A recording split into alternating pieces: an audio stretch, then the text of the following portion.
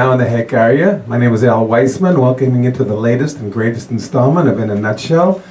We are most fortunate today to have with us in the In a Nutshell studio a fixture of the blues community for over 50 years in Chicago.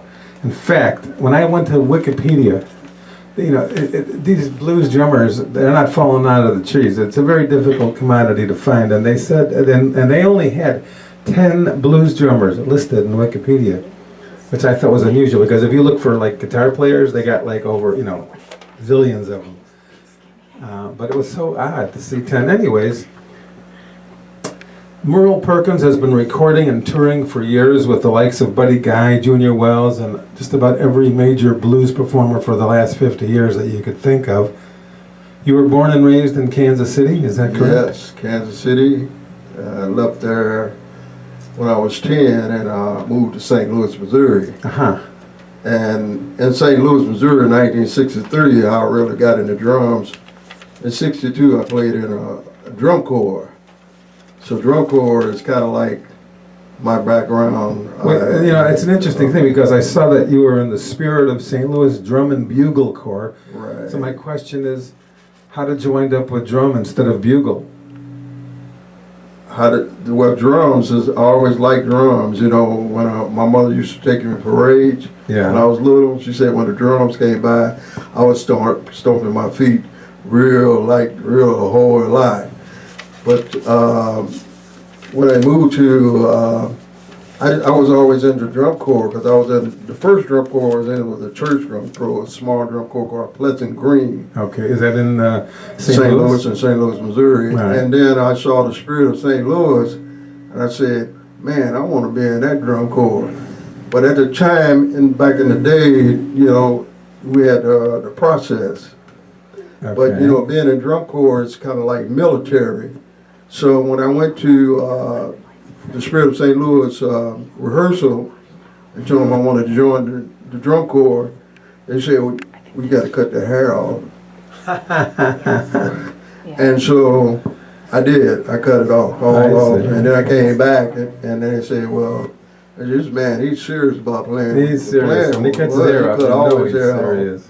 And back then, drum corps was kind of different today. When I was in it, was more military VFW. Now it's kind of like, I don't know, costume. They wear costumes, they're uniforms, and they're doing a kind of Broadway show-like, and a lot of singing, which I don't care for. I like the old traditional drum corps. So all the guys from the drum and bugle corps that were in the drum faction grew up to be drummers, and on the other side they grew up to be brass guys? Yeah, some of the guys, like one of the guys on David Letterman played in the cadets of Bergen County drum corps, and he's at the competition. Also, there's a few drummers that are my favorite drummers that played in drum corps, with like Steve Gadd, played in the Rochester Crusaders. My idol drummer, Billy Cobham, played in the New York Skyliners. Really? And he also taught the drum and bugle corps. He's from drum and bugle corps. Also, Cindy Blackman, married to Carlos Santana. Okay. She played in drum corps. So I started reading here, and I said, okay. And then Gray Bissonette played in drum corps. Wow, that is something. That is really something. Now, did you play any blues in the drum corps? No, drum corps didn't play blues. No, they didn't play blues. Well, the drum corps nowadays, they play a little bit of everything. Actually, today they mostly playing like movie scores, stuff, music they hear in the movies. Right. They do all that. I mean, they're doing a lot of different stuff. Today they have more, back when I was in drum corps, you would get ticket was more, you had to be clean shaven, feet at 40-degree angle. You had a general that come by and inspect everybody in the drum corps in a straight line. And if he found any flaws on you, we weren't going to be marching in the competition. I see. But it's not like that today. No, it's a little more relaxed, I would think. Yeah, it's like they're doing everything today. So now, I understand that in your early 20s, late 20s or early 30s, you moved to Chicago? I moved to Chicago, when I was 20 years old. 20? No, I was 19 when I moved here. 19 when I moved here. A friend of mine has influenced me to come to Chicago, and I came here in 1964. Okay. Okay. And he tried to get here me come before, and he left me. He thought I wasn't coming. And then he came back. And then he didn't think I was going to come again. So back then, on a Greyhound bus, it cost like $7 to get your bus from St. Louis to Chicago. $7 and a sword behind. $7, right? So like, my mother gave me $20. All right. And I caught the bus here. When I got here, I'm on 35th Street, State Street, and I had the wrong address. Oh no. And so it was lucky that I got a friend of mine's, friend of mine's that had a girlfriend, and I got his address, and he stayed here. So I had to ask a guy, man, you know where this address? He said, usually people don't help you in Chicago, man. Like, but he took me to my friend, and I found my friend and his sister, and then they took me to the house. And I had to live off of that $20. Until you got You know, when that $20 ran out, I called my mother and told her I ain't had no more money. And she said, son, you on your own now. You got to learn how to make a living on your own. Well, now I understand that one of your first early gigs in Chicago was with Buddy Guy. Is that true? No, actually, my first gig was with Freddie King. Oh, excuse me. Okay. Freddie King. I always said I was Buddy Guy. I played for, but I forgot I played with Freddie King in 1971. Okay. All right. So that was my first gig with the late Freddie King.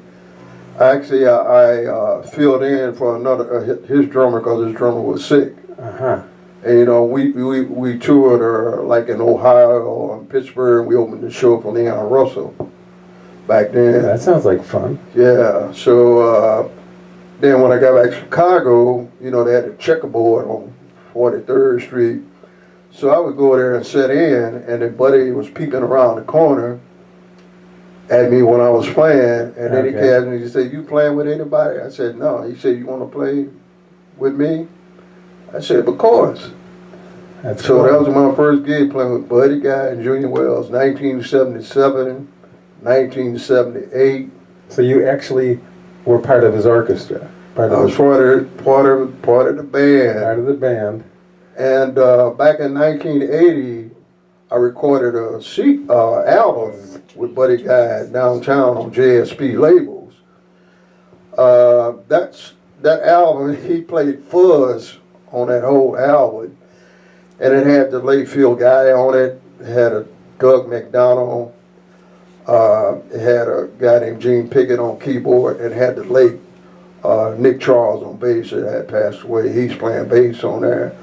So I'm on that whole album, but something happened with Buddy Guy and GPS, they fell out. So like if you go down to his club, you know, that album's not even in there. Wow. You know. Now when you were working with Buddy Guy, were you making enough money to get along on? Yeah, you know, it was back then, you know, like when I was with him, you know, he played like $300 a week. Oh, that's what he paid, you know, and then we had to get a room, share a room together with another band member with that money. Okay. You know, but back in that days, you know, gas was like 27 cents a gallon. I know, it was dirt cheap. It was cost of living, it was good. So like you made $300 a week, man, that was good. That's right, that's right. You know, but then after I left Buddy and Junior, I went with Albert King in 1980. You got some good memories there. Right, and I went on tour. I knew Albert King when I was 15, living in St. Louis. I used to shoot pool with him when I was 15 years old. And then I heard he was in Chicago and he was looking for a drummer. And so I went and to the rehearsal, and I told him, I said, man, I used to shoot pool. He said, oh yeah, I remember you. And we rehearsed. And we went down, our first gig was at Tipitina's in New Orleans. And you know, I know he had a song about couldn't read or write. I didn't know that's true about him, that he couldn't read or write, until we was on a street called Napoleon. And he called it something else, and I said, Albert, man, you know that's not that street is not that name. That's Napoleon Street. And then one of the guys said, whispered to me, he said, man, you can't read or write. Oh, wow. You know, so that was true about him. You know, and I love the way he played. I always wanted to play with him. Every time I played with him, he sent chills, bumps to me. I bet. Yeah, he's a phenomenal player. But he was very mean to. I didn't know him like that, but the guys were scared of him. And we played in Memphis after we left New Orleans, and he was playing $300 a week. Then you had to get a room share with one of the other guys with that money, and then I kind of find out he take out income tax out of that money in the bus, that double-deck bus. So I go on a bus, he take $166 out of $300. Are you kidding me? I said, I never heard of this. I said, $600. I said, man, I can't be out here on the road like that. But I said, how am I gonna live with $300 and you take $166? So actually, I had got the gig offered with Lonnie Brooks, but I took it with Albert King because I really wanted to play with him. But then after that, I played that last gig. A bass player, he called the devil because he was the leader of the band. I told him, I said, man, I can't hang, you know. And he wouldn't take me back to Chicago, so my mother had to drive all the way. Oh my goodness. And a guitar player that was playing with him was Dion Payton. So Dion Payton quit too. So mother came down to Memphis, drove us all the way back to Chicago, and I hooked up with Lonnie Brooks. Oh, wow. Wow. And then I played with Lonnie Brooks for 2 years, and I did an album with him on Alligator Records called Turn on the Night. And when that was in the mid-'80s? 81, we recorded that in 81. I think we recorded that in 81, but I was with Lonnie Brooks for 2 years. And then after leaving Lonnie Brooks, I went with James Cotton. Because Michael Cohen was my friend, he hooked me up with that gig. You got one good gig after another, except you know, some of them seemed like they were better than they turned out. Well, James Cotton played better than the rest of the band. When Lonnie Brooks played all right, you had to do income tax and stuff like that, you know. And Lonnie Brooks was, out of all the bands I ever played with, he was one of the nicest guys. That he didn't even act like a band leader. He acted like one of the guys in the band. Nice. And he always smiled. He always seen a smile on his face. Every time you see Lonnie Brooks, he was always smiling. How nice. And he was very nice. And his family, they were like my family because like when we used to rehearsal, Ronnie Baker Brooks and Wayne Baker Brooks used to come and watch us rehearsal. I never thought that those guys would turn out to be bad guitar players like they are today. Those guys are phenomenal. Oh yeah, oh yeah. Cool, very cool. But then I understand that after all that, in 1990 you started your own band? 1990 I started Merle Perkins and the Percolators. And a friend of mine influenced me. He said, man, you know, you done play with everybody on the Sun. He said, won't you do your own band? So, the bass player influenced me since my name was Merle Perkins. He said, why don't you call yourself Merle Perkins Percolator? So I called the band Merle Perkins and the Percolators. That's a good name. Right. And then that tune called Percolating on my CD, we used to have a percolator on stage. And then also I had shirts made up with a percolator on the front where my name was steaming up out of it and had Chicago on the back of it. And then I put a coffee pot on stage with an incense, and we would open with that percolator and light that incense in, so that incense would be percolator would be percolating. Very you know, cool, we opened up with that show, and it's got that percolator's got that it's got that in there. Okay. You know. Did the Percolators do any touring? Yeah, man, I toured all over Canada. Like actually, when I got Pistol Pete in my band. That's how he got known by being in. We played. I mean, I played all over Canada. I played everywhere with my band. You know, because I had a girlfriend that worked for Allied Van Company, and she could call when I was on the road performing. She could call 800. She could call all over the United States because she worked for Allied Van Company. Okay. They all over the United States. So all the clubs she would call when I come back from my tour. I had more gigs. That's a pretty nice little asset you got. Right. So, but eventually we kind of broke up, and then I started doing my own booking, and you know, and being a band leader, especially a drummer. And when people they know you, you get guys in the band that's kind of hard headed, you know, and stuff. And I did it for about 7 years, and then I did it 7 years, and like, say if you got somebody in the band and they get a gig for more money and they leave you got to find another guitar player, and you can't do your songs that you were doing, you had to have backup material. Sure. So in 1997, I did my last gig at the Slight Chicago in Palatine. Really? Yeah. And also they did a gig he had another club, I think it was called North Star. This is the last gig for your band, you mean? Uh-huh. For the band, the Percolators. Yeah, the last gig. And the guy, the guitar player that played on Buddy Guy's album was Doug McDonald. Yeah. He was supposed to play with me. He had his own band called Doug McDonald Blueberry Band. He called me on the last day that I was going to do my gig and say, man, I ain't going to be able to make it. Oh. And I said, man, and so I was able to do my last gig. I got George Bates.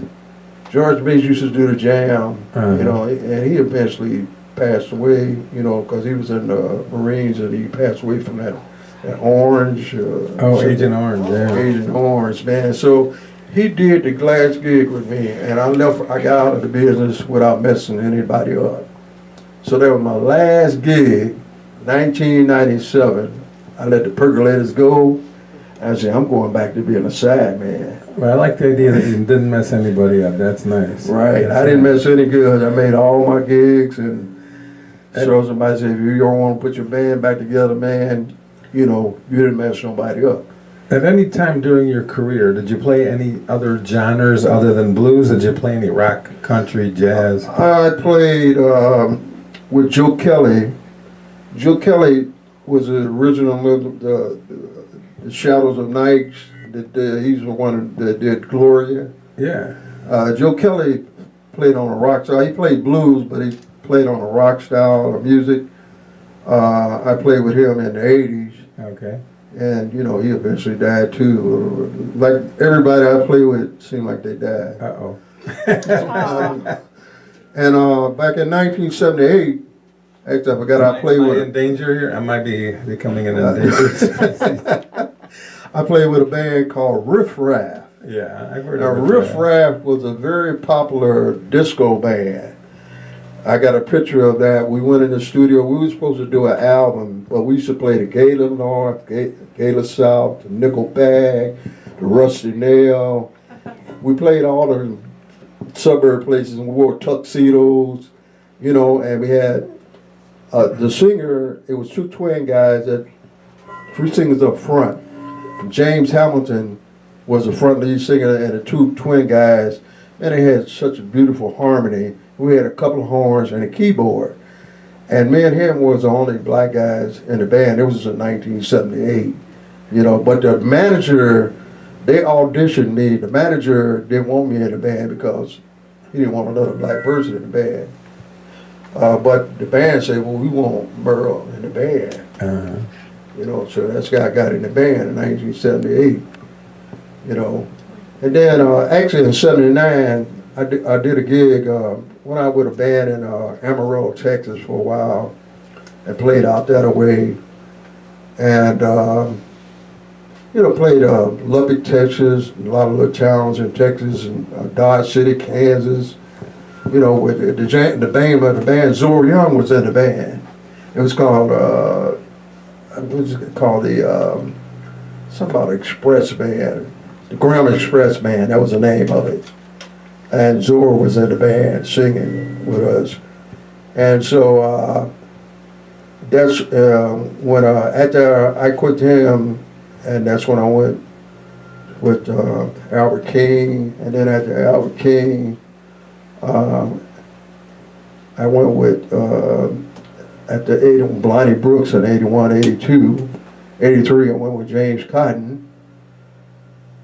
'84, Michael Coleman. '84, I played with Magic Slim and the Teardrops. Sounds like the history of blues in the United States. Yeah, Magic Slim and the Teardrops. I played with Magic Slim, and we did a Coors beer commercial. When they first brought Coors beer to Chicago, we were in that first commercial. Wow. I don't know if you ever saw that. I do remember when they brought Coors to Chicago, but I don't know if I saw the first. We did it at Blues on Halstead. Yeah. Had John Primer in the band, Nick Hope. Which Magic Slim and Nick Hope died. So we did that commercial there, and it's on my DVD by Coors Beer. And sure. Now, have you done any session work? yeah, everything I did is session. I recorded with Eddie Shaw, 1981. It's called Chicago Blues Giant. It had Eddie Clean and Vincent on it. It's called Moving and Grooving Man. We recorded that in Paris, France in 1981. Okay. It was on Isabel Labels. I think it's on a different label, but I think it's on Isabel Labels. I recorded that with him. I recorded with Buddy Guy. I recorded with, I recorded so many people I can't even remember all. What do you prefer session work, or do you prefer a band performing in public? I prefer playing in public, playing for people, in front of people. I played as many as when I played with Buddy Guy, Junior Wells, and Canada. I think we was in Quebec, Canada. We played for 45,000 people. And then... That's a nice crowd. Right. And then, like in 88, 89, I played with Michael Coleman, the late Michael Coleman. I recorded a CD with him on Delmore Records called Do Your Thing. I did that CD in 2000. Then in 1989, I played with Son Shields. Went on tour with him in Turkey. And your memory is blowing my mind, I'll tell you. The fact that you can go back in time and remember who you played with at all these different periods is incredible. And kind of what made me kind of quit Son Shields is because he wouldn't pay you when you do the gig. He'd pay you when the tour was over with. Oh, how the hell are you supposed to live on it without any money coming in? You had to bring your money with you. And you get paid, and then I didn't really like his girlfriend the way she had a real bad attitude. I think she's the one that he got shot. That woman named Frankie shot in the face. Her name was Ann. She recorded all the shows with her, and I seen her in Washington, D.C., and I asked her would she send over the recording because I wanted to put them on, with all my other videos of people I played with. But she never sent me those copies of the video of me playing with Son Shields. Then 1999, I got with Eddie Clearwater, and I went back to Turkey again, second time. I played with Eddie Clearwater for 11 years. Out of 11 years I played with him, I never recorded nothing with him. None of the band recorded anything with him. He would always get a band that was already established. Like the first CD he did, 3 CDs while I was in the band, he used Duke Oberlauf band, already established band. Then the second CD he did, he used, I think, the Low Straight Jackets, and he won an award off of that, and then he was touring with them. And no, he did Reservation Blues. I think Duke Oberlauf. Then the last CD he did, he did it with Ronnie Baker Brooks. And then they did a copy of it in his basement, and then he took the Bruce Sealock, so he put it on Alligator Records. And then later on I heard that I'm the one that got Shoji Naito in the band. And then Shoji Naito played bass and harmonica. And then he did a CD, he don't sing, but he had Milwaukee Slim, Willie Buck, Eddie Clearwater, all the singers on there, and he played art. And then I seen on his site where he got an award from Blast Magazine, and I said, how he get a, how he get an award? He don't even sing, and that award is different from the Chicago Blues Hall of Fame. Yeah, sure. It's like a picture, but it's like in a glass,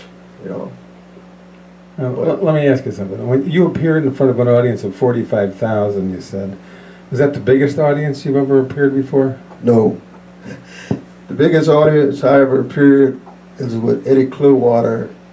It was a big, huge stadium. Like it was like a mountain in the back, and it went way down, and the audience, I don't know how many people that. Where was this? It was in some town in France.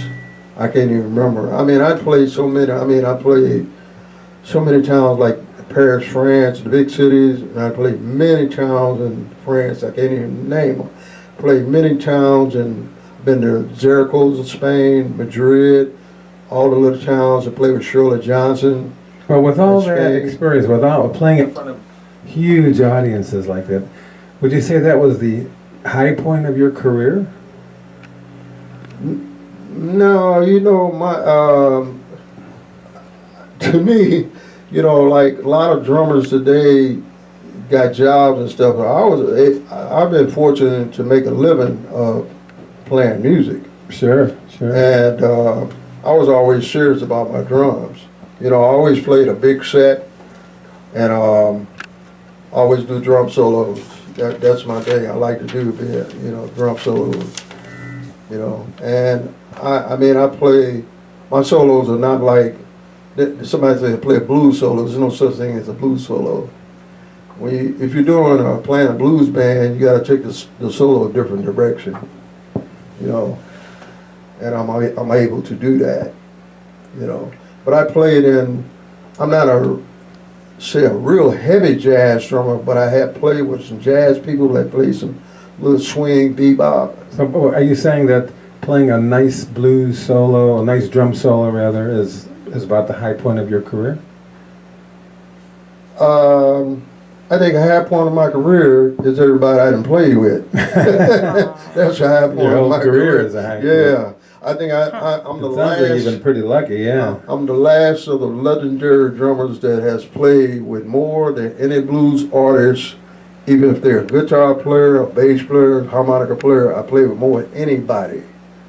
I'm the last of the legendary blues drummers. That's pretty amazing. Now you were admitted to the Blues Hall of Fame on 2 separate occasions, isn't that true? Yeah. When was the first one, and what was it for? The first one I did, actually, this girl that does photography work, her name is Lynn. Now, she's real good friends with Eddie Clearwater. Now, she seen, when I quit Eddie Clearwater after 10 years, because she decided to act real funny with me, and like she didn't have time for me, and she works with Chicago Blues Hall of Fame. And I used to send her stuff on her page, and she would look at it, but then when I go back to it, it was gone.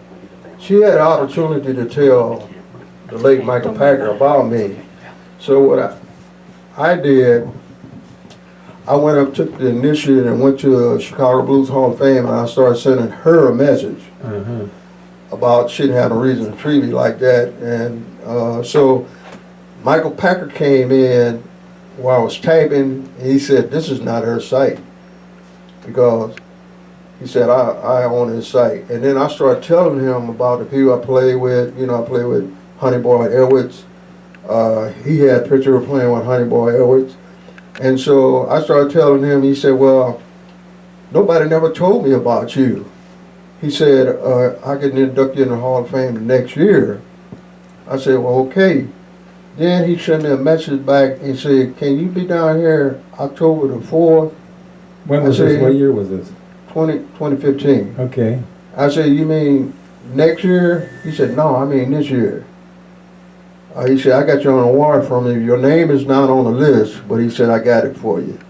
Cool. So I went down there, and so that's 2 years ago was your first induction to the Blues Hall of Fame. Blues Hall of Fame. No, but I got another award in 2002 from Edmonton, Canada, from Charles Taylor, which is kin of Coco Taylor, okay. Sammy Fender. I don't know if you heard Edmonton, Canada?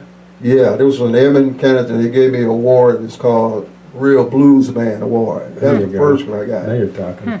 2002. And then the second one is I got from Michael Packer. Now, the one I just got October 15, Of this year, Yeah, this year. 2017. yeah, is a legendary award. I'd say you definitely merited that. Right, and I've been calling myself a legendary anyway, and then the guys that does my CD say, well, why they call you legendary? Because of your legacy. You know, so Sure. well, my friend that teased me that I'm going to the Philippines said, man, everybody that you play with, don't tell them you're legendary. It's kind of running in the ground, you know, saying something like that. And then, so when I got back, I said, man, now you can call me, I'm a real legendary drummer now, man. You know? Let me ask you something. Do you think, what differences are there in the Chicago blues scene between the 1970s and 2017? Back in the 70s, you know, I did a website, a Greece website, an interview on that. Back in the 70s, man, you could play all over Chicago. I played off on the west side, the south side. I mean, they didn't have too much blues on the north side. It was all south side, west side. You could play, I played like 7 nights a week. And you made $40 or $50. But back in 1970, that was a lot of money. Because, you know, I had a deuce and a quarter. I always had big cars, you know, Cadillac, Mark IV. So you can fill your gas tank over $5, man. You know, back in that time. And it was so many clubs to play. Like, I mean, they on Halstead, they had Bonanza, all up and down 63rd. I played Piano Red right there on Cottage Grove on 63rd. Nolan Strutt, King Elwood. I don't know if you know those guys. Nolan Strutt. I mean, and then I think when it really changed is I went out on the road with Chick Willis for 3 months down in South when he had a song called Street Down Baby, Let Your Daddy See. They had a gas shortage, I think in 79.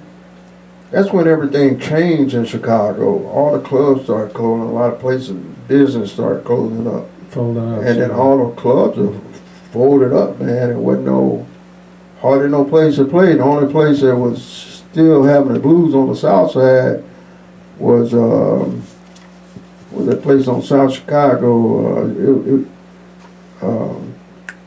think it's called the Queenies. Heather, can you remember that song? There's this club they closed it down though, but that was the only blues club on the south side. And then they had Roses, you know, still around. And then they had, Wise Fools, Divine. That was kind of near north. Huh? Near north. Wise Fools on Lincoln Avenue for a long time. Sure. I used to play there with Eddie Clearwater, my band, Merle Perkins and the Percolators.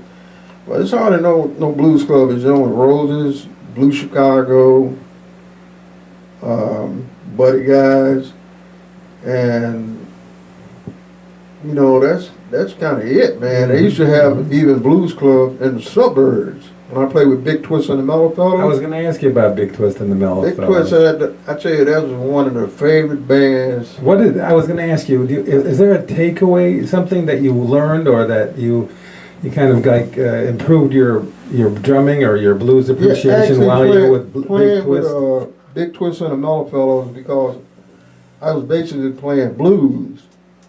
Actually, what changed me when I played with Riff Raff. Riff Raff was an R&B band. We played Kansas, you know, Carry On Our Way. It took me 3 hours to learn that song. Because it sounded like three or four songs to me. Sure. I was so used to playing blues. But I learned a lot of knowledge from playing with Riff Raff. Because we did like Michael Jackson, we did Temptations, the Commodores, Heat Wave, Taste of Honey. A lot of R&B. A lot of disco bands. And disco, yeah. Disco. I learned a lot. Everything was disco at that time. I learned a lot of stuff from them. And then when I got with Big Twist and the Mellow Fellows, they did blues, but it was when the first time I seen them, man, it just like blew me away. At Betty Mulligan's, man, those cats were. I said, man, where did these cats come from? So I did an audition, and they picked me. So I was playing with James Cotton at the amphitheater. Okay. His nephew which is tango. Tango passed away. He was watching me on the side. You know, James Cotton, he played like real fast boogie blues, and the shovels were real fast. So his bass player was watching me. He said, "Man, look how fast that cat playing that shovel." You know? And them shovels were really fast. James Cotton played boogie blues. So that's when I wanted to play with Big Twist and the Mellophones, so I got with them, I auditioned, and they picked me. I learned a lot of stuff, all this stuff was arranged. You know, and I like playing music that's arranged music, and that it feels good. Sure. I feel good because it's almost like being in drum corps. I like playing with a band with horns, because I'm used to playing a drum corps, you know, they got like 70, 80 horns. Sure, sure. And the drum corps that I played in, the Spirit of St. Louis, it was 54 of us. We had like 50 horns. Let me ask you something now. What would you say is the best piece of advice you ever received from another blues guy? Julie Wells told me when I had my own band, I used to do my own booking. And he told me, he said, "Man, you need somebody else, like an agent, somebody to book your band, because like when you're doing it yourself, they're gonna try to Jew you down as much as they can." That was the best advice that I had. That came from Julie Wells. That's pretty smart. Yeah, Pretty smart advice. Yeah. It's always better to have a representative do it. Right, somebody else doing the business for you, you don't do it yourself. And now, do you have any advice? What advice would you give to young aspiring musicians who are thinking of pursuing a career in the blues? One second. Let's hold on for just one more second. I'm gonna switch the mic again. Okay. Yeah, plug-ins are okay too if you need to, Yeah. if that's going to make it easier. Yeah, you know what, let me just bring this one around. Make life a little easier. Yeah, because I'm a little 'Cause worried that thing- about the that- audio on that- this. What happens when they start going low on the battery, they start making weird Oh, noises, okay. pop cutting in and out and everything else. I'm not a big fan of cordless, that's why I just use it. Yeah. Hold that thought. I would never use them live. I'm really in. You're killing me, by the way, with your stories about Riff Raff. I remember you guys. I used to He play played Stagger. with you at Nickelback. We played the same Nickelback. circuits. We played the Gale of North, we played Nickelback, we played the Kuklas, we played the Sundowner. Kuklas, we played Gale all and those North wonderful and places. Beryl Street. Oh, wow, we used to bowl there, my sister and I. It was a bowling alley. And I remember Riff Raff, I remember the Lafayette brothers. Those were the twins, the Lafayettes. Yeah, well, my friend Michael Morris that played bass, he played with some group, I can't think of the name of the group, was kind of like Riff Raff. We used to play Prime and Tender too, that was another place. Oh, yeah, you're right. Right, I remember that place. Yeah. All right, let's. And you asked the best advice that I could give another blues Yeah, what's musician. the best advice you could give to a young person that wants to get into the blues and make a career out of it? First of all, on your instruments, you gotta master that first before you can do anything else, and you gotta be serious about doing it. And you practice makes perfect. And the best thing you do, you gotta be on time, have a good attitude, Sorry. and be humble in the business. And I find out, even if you find that musicians that are not as good as you, and you hear them, never criticize them. Always say to me, "You sound real good." You know, it inspires them more when they hear something from a professional musician. Man, he said, "I see it sound good." It's gonna make him work much harder to get advanced. You know, I never criticize musicians, even if they sound bad. It's not to do that. You want to hurt. That happened to me. I'm gonna tell you, when I used to go jam, used to be Peppers, used to be on the corner from Checkerboard. When I first started playing drums, I used to go Lonnie Brooks, he played the Avenue Club, and also Mighty Joe Young, the drummer was my friend, and they played on 39th Street. I used to stand behind the stage and watch him play. And so I went to a jam session, and I was playing the wrong beat. And they came down and took me off the stage, and man, it really hurt my feelings. I bet. And they came down and took me off the middle of the song. But see, they didn't know I could read music. So I got really pissed off. And I said, when I seen Billy Cobham with Mahavishnu Orchestra, he was the first black drummer I seen. He's from Panama, but I thought he was black and never seen a drummer play double bass drums. So what I did, I was the first drummer on the blues set that played double bass drums. Really? Because there wasn't nobody else doing that. So I got it from Billy Cobham.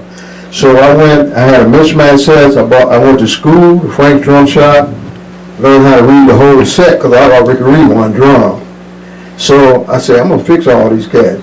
So I went and bought me 2 bass drums. I had 4 tom-toms. I had 2 floor toms. Went in the wood shed. Then I came back out. Then all them people that was criticized, because Jimmy Johnson had said, used to have the word I meant, I couldn't play drums. But I fixed them. When I came out with a double bass drum, all the drums started checking me out. Yeah, sure. You know, and you go back to the Scott brothers, and you go to Rico McFarlane. His uncle, I used to play with his uncle when he was a little boy, or the blues boy white. Well, he was a little bitty boy, and I was playing Dave. He always said Merle Perkins is the first cat. Scott Brothers said that's the first cat that played double bass drum. Everybody know I was the first guy. And then they brought out the double foot pedals. You know, I had to carry that on the bass drum, but I could already play them. How cool. So now all these back there, all the drummers playing in double pedals.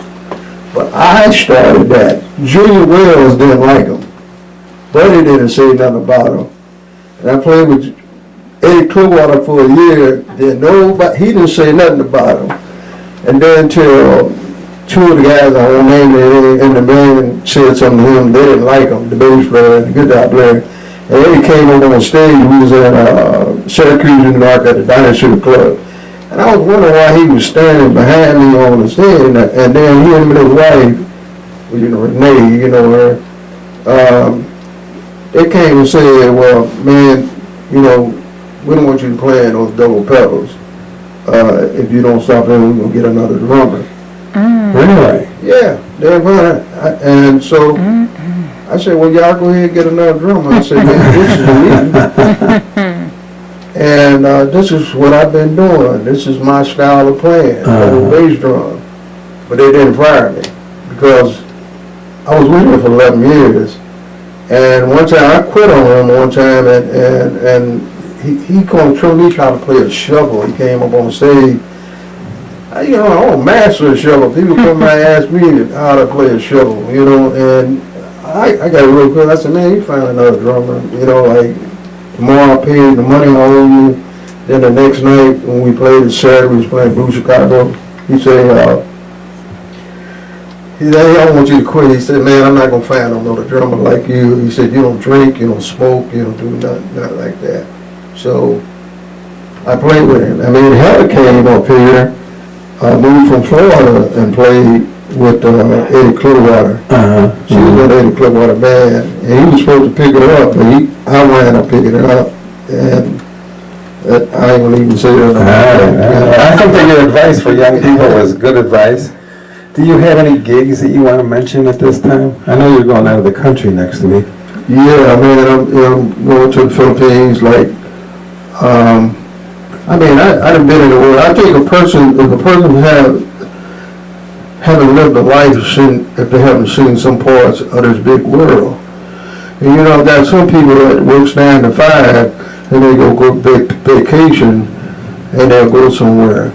But when they're a musician, that's a opportunity that you have traveling all over the world, man. That's fantastic. I couldn't have never done that having a 9 to 5 job. Sure. You meet all kinds of different nationalities, you know, different cities that have stuff that you've never seen before. Sure.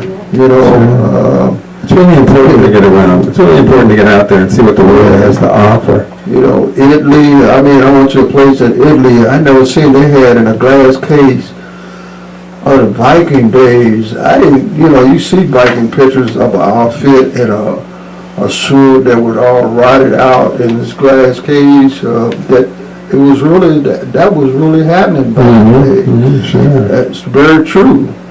You know, so There's a lot of things that's a little different from the United States. United States, they kind of like tear everything down, but in Europe, they don't do that. No, they preserve everything. They preserved everything, history there. Sure, sure. So you're going to be going to the Philippines for 2 weeks. Yeah. Do you have any gigs scheduled for when you return? Not that I know of. Okay. All right. Now that somebody called me, and actually, they had a gig to do on the 22nd, but I ain't going to be here. Oh, I see. I used to play with the Patio Daddy-O's. Well, if someone in our audience was interested in retaining your services for a party, a wedding, a circumcision, a christening, a bar mitzvah, a corporate affair, or something along those lines, are you available for those? Yeah, I was looking for that gig. Actually,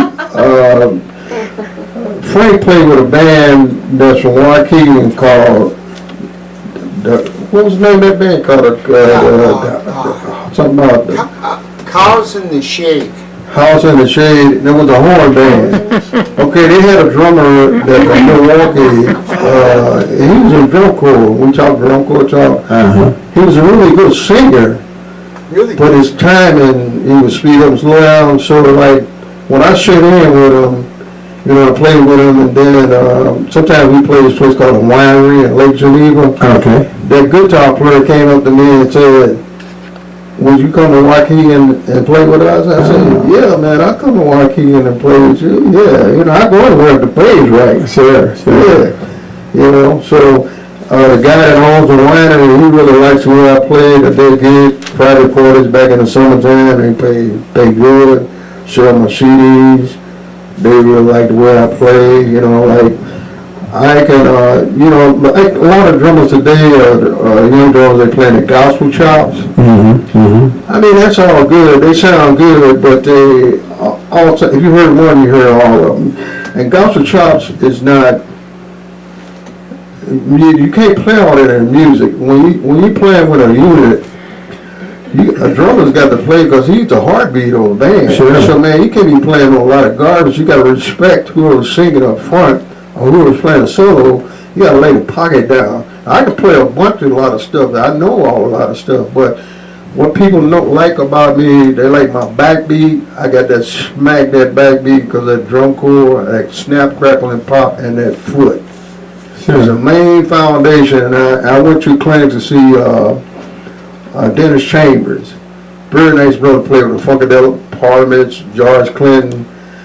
And when we went to his dressing room, we talked with him, and he told me, he said, "Man," he said, "all that stuff you hear me playing when I'm playing the songs," he said, "that's just icing on the cake." But he said, "What I really like is the pocket." Look at that. Look at that. Is the pocket. That's the most important thing about a band, is playing the pocket.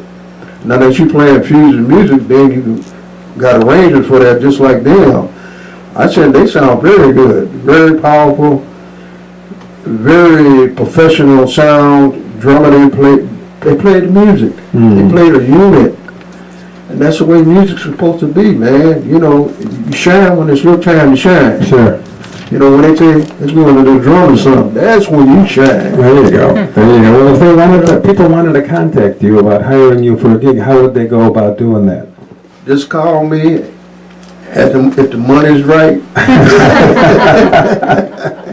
If the money, actually, it's a guy from France.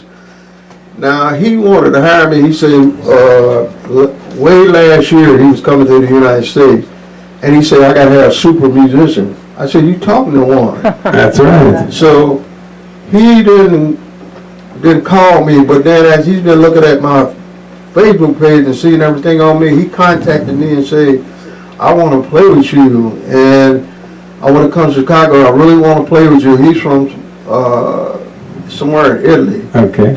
And I looked at his show. He's been on TV shows and stuff like that, and he's just a singer up front. He's just doing blues, regular blues. All the songs he do, I know. He said, "Man, I really want to play with you." I say, he said, "Imagine." I say, "If the pay is right, you got it, man." And he said, "Well, we'll see what we can do." Well, how do they contact you? How do people contact you to hire you? Facebook. Facebook. They call me Facebook, and then you can ask for a number. This Merle Perkins? Yeah, I'm on Merle Perkins Okay. on Facebook. I've been on there ever since Facebook has been out. All right. And I got gigs from people contacted me. So there's a message place on your Facebook page. Well, all Facebook have a chat. Right. You know, some people try to get Messenger, but you know, I don't really like the technology. I have a microphone, and I want to do that. You can chat. If you want to talk to me, it's chat right there. Sure. Well, I don't need nothing special to talk. Just like smartphones. Man, I don't deal with smartphones. Man, what's the point of that? I'm old-fashioned. My phone, you see, this is a government phone. All they do, I make phone calls and people call me. That's all you need. Microsoft text me. I didn't know it even had text on it. It's got text on it, but I don't know nothing about texting, man. I don't understand. I got a desktop computer at home, and that's enough. Sure. Well, thank you so very much for appearing in a nutshell. And I would ask you if you could please lay a couple of tunes on us. Oh, yes, indeed. Okay.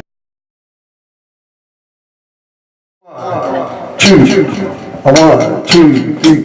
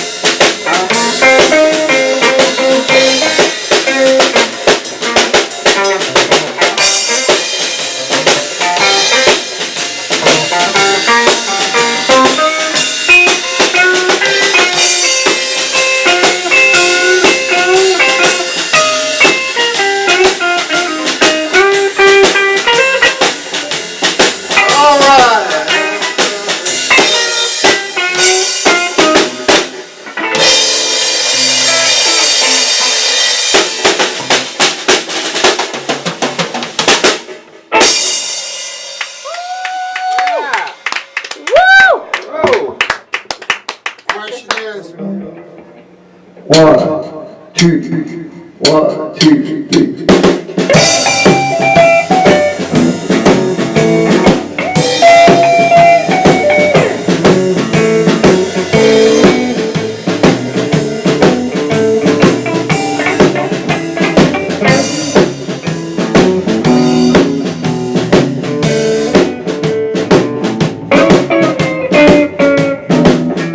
Come on, oh baby, don't you wanna go?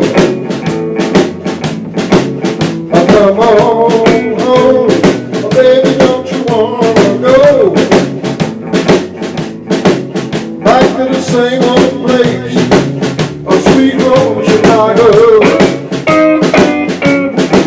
Oh, come on, oh baby, don't you wanna go? Come on home, oh baby, don't you wanna go? Back to the same old place, a sweet home Chicago. One and one is two, a two is four. The way you love me, girl, you know, boy, come on.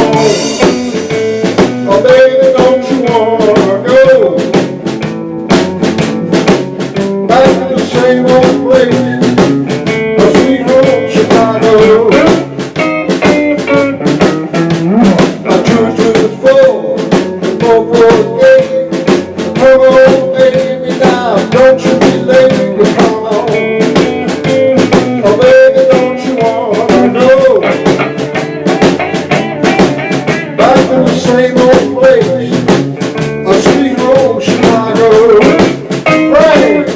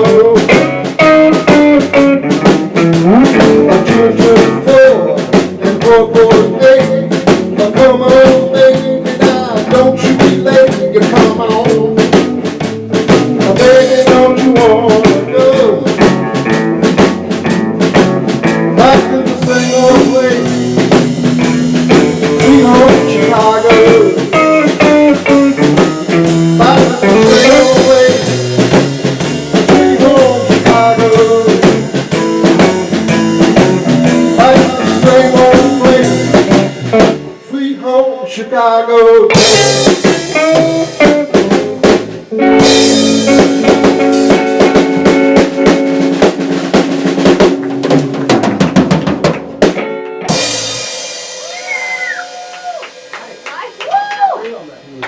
How about like maybe one more song, maybe, you know, we'll wrap it up then?